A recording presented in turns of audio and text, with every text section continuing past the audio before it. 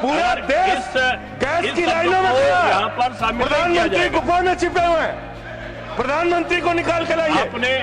प्रधानमंत्री को निकाल के लाइए। सरकार से पूछना चाहता हूं, मध्य एशिया के अंदर जो युद्ध चल रहा है इजराइल और अमेरिका और ईरान के बीच में, आप क्यों इजराइल की चमचागिरी में खड़े हो गए, जिसके कारण से हिंदुस्तान को आज गैस का संकट भुगतना पड़ रहा है। पूरा देश लाइन में खड़ा है, गांव लाइन में खड़ा है, शहर लाइन में खड़ा है, एक एक इलाका लाइन में खड़ा है। होटल बंद हो रहे हैं मान्यवर। मोरवी के अंदर गुजरात में टाइल्स की फैक्ट्रियां बंद हो रही है मान्यवर। आपने क्या हालत की है। आप राज्यों के साथ न्याय नहीं करते, आप ग्रामीण व्यवस्था के साथ न्याय नहीं करते। आपने बनारस के अंदर 4200 एकड़ जमीन वहां के किसानों की जबरन कब्जा की। दूसरी बात, इस समय भगौड़ा कौन है, ट्रंप की गुलामी कौन कर रहा है, पूरा देश देख रहा है। माननीय सदस्य श्री संजय सिंह, 9 मिनट्स। धन्यवाद मान्यवर। आपने ग्रामीण विकास जैसे महत्वपूर्ण मंत्रालय के विषय पर मुझे अपनी बात कहने का मौका दिया। मान्यवर, मैं अदम गोंडवी जी की चंद लाइनों से अपनी बात शुरू करना चाहता हूं कि तुम्हारी फाइलों में गांव का मौसम गुलाबी है, तुम्हारी फाइलों में गांव का मौसम गुलाबी है, मगर ये आंकड़े झूठे हैं, ये दावा किताबी है। सर, भारत की सरकार ने जब विकसित भारत की कल्पना की है तो उस कल्पना के तहत गांव को कहां रखा है, आपके माध्यम से ये देश को मालूम होना चाहिए।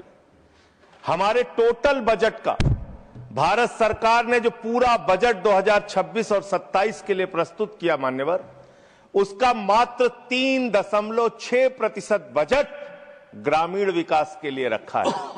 यह स्पष्ट करता है सरकार की मंशा को, यह बताता है कि ग्रामीण विकास के लिए आपकी सोच क्या है, ग्रामीण व्यवस्था को आप कैसे संचालित करना चाहते हैं, कितना विकास वहां पर करना चाहते हैं। मान्यवर, बहुत सारी योजनाएं गांव के विकास के लिए चलाने का दावा सरकार की ओर से किया जाता है।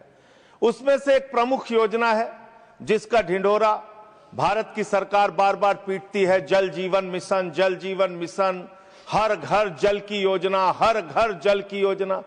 वो जल जीवन मिशन क्या है मान्यवर, जिसके ऊपर आप लाखों करोड़ रुपए अब तक खर्च कर चुके हैं। गांव गांव में पाइप से पानी पहुंचाने के नाम पे लोगों से आप पैसा लेंगे, वहां की जनता को मीटर लगा के पैसे की वसूली करेंगे, जो व्यवस्था पहले नहीं थी। उसके बाद आपने गांव गांव में सड़कों की खुदाई कर दी। जो ग्रामीण व्यवस्था के अंदर जिला पंचायत से सड़क बनी थी, ग्राम सभा से सड़क बनी थी, जो गांव के विकास के लिए पैसा लगा था, उसको जल जीवन मिशन के तहत सड़कें खोद के, गांव के रास्ते खोद के उसको बर्बाद करने का काम किया गया। तो जल जीवन मिशन जन जीवन को अस्त व्यस्त कर रहा है। एक तो ये उस मिशन की खासियत है जो सरकार को सोचना और जानना चाहिए। दूसरी बात मान्यवर, मेरा तो कहना छोड़ दीजिए, भारतीय जनता पार्टी के एक विधायक है ब्रजेश राजपूत जी, उन्होंने उत्तर प्रदेश के सरकार के मंत्री का घेराव किया। मान्यवर, अरे मान्यवर, देश का सबसे बड़ा राज्य है, उसी राज्य से आप भी आते हैं, हम भी आते हैं, उसी राज्य से आप भी आते हैं, हम भी आते हैं। तो अगर एक भ्रष्टाचार के मामले में कोई जानकारी आपके माध्यम से मैं दे रहा हूं तो जानना चाहिए मान्यवर आपको। मान्यवर, रूरल डेवलपमेंट के नाम पे इस जल जीवन मिशन में गांव गांव में टंकियां बनाई गई। उन पानी की टंकियों की हालत जाकर देखिए। वो पानी की टंकियां उद्घाटन से पहले उजड़ जाती हैं, उद्घाटन से पहले उखड़ जाती हैं, टूट जाती हैं, गिर जाती हैं।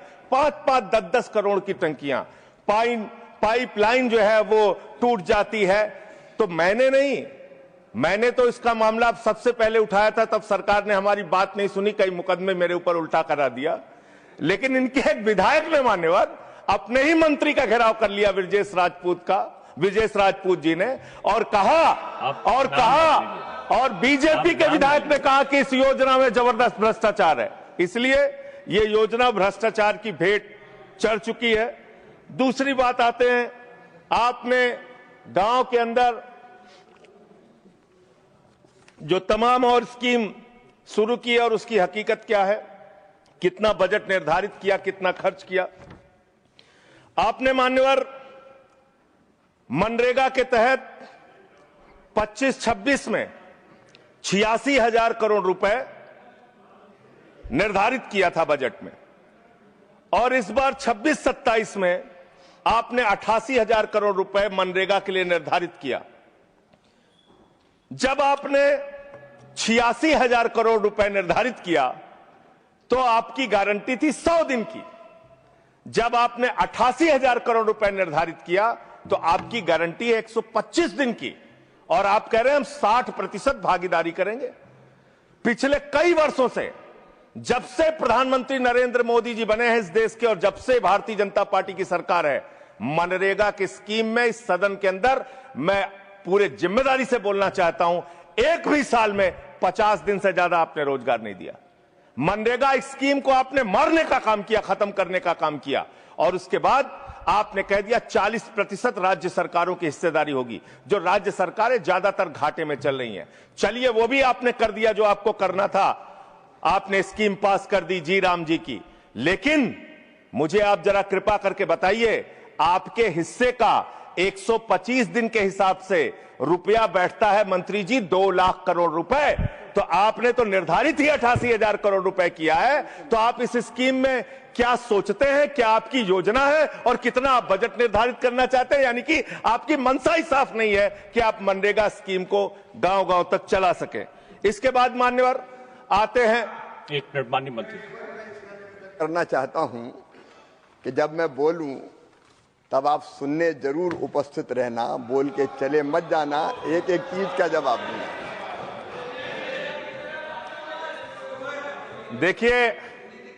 देखिए मान्यवर, भगौड़ा इस समय कौन है पूरा देश जान रहा है।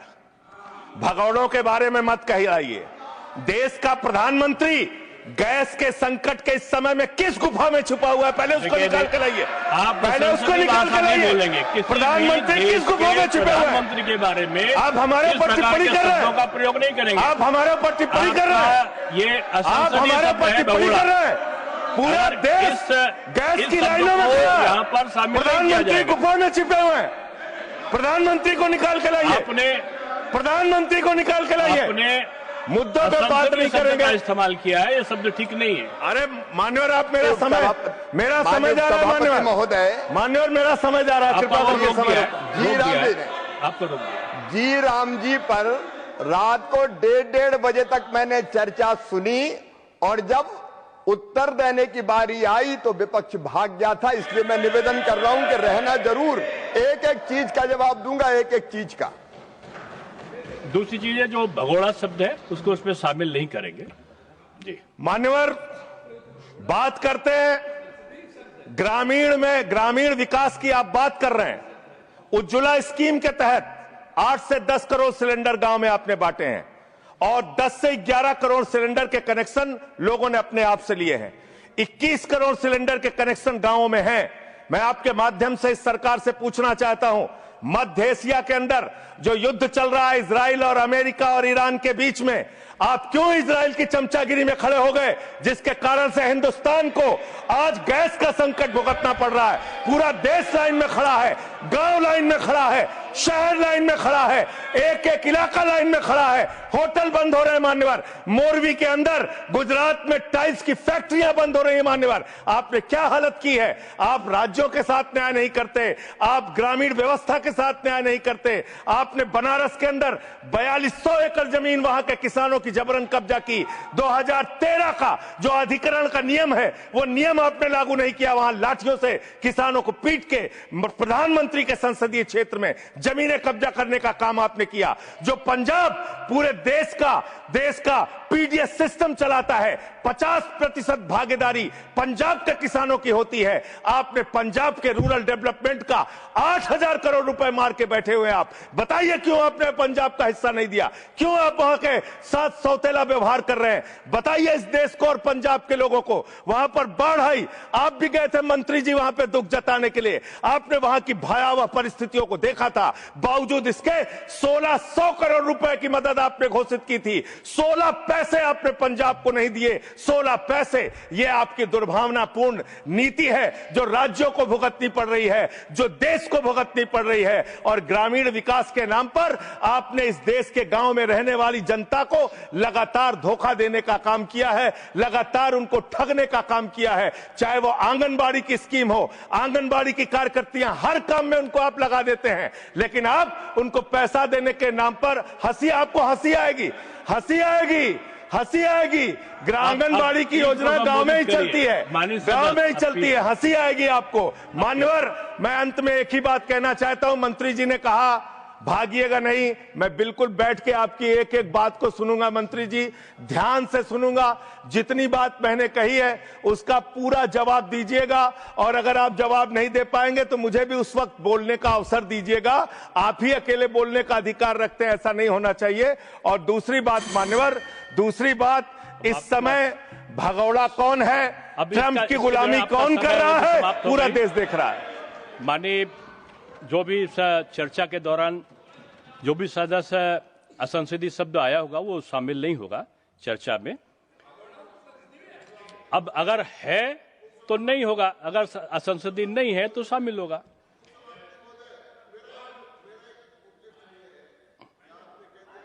नहीं आएगा, लेकिन आजकल जो व्यवस्था है वो दूरसंचार के माध्यम से चली जाती है, इसलिए ये भी व्यवस्था होनी चाहिए कि जिसको रिकॉर्ड में नहीं लिया है वो बाहर भी नहीं जाएगा।